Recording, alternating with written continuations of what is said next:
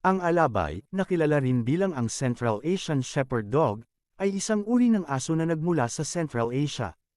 Ito ay kilala para sa kanyang matibay at malakas na katawan, na ginagawang perpekto para sa trabaho bilang isang pastol ng tupa o bantay ng bahay.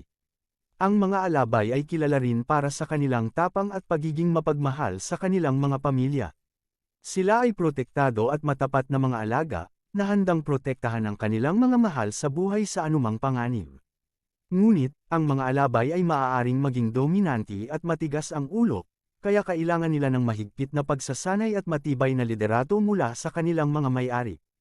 Ang mga ito ay hindi inirerekomenda para sa mga walang karanasan na mga mag-aalaga ng aso dahil sa kanilang laki at lakas, pati na rin ang kanilang pangangailangan para sa malawak na ehersisyo at mental na pag-stimulate. Kahit na ang mga alabay ay maaaring maging malaking responsibilidad, sila ay maaaring maging isang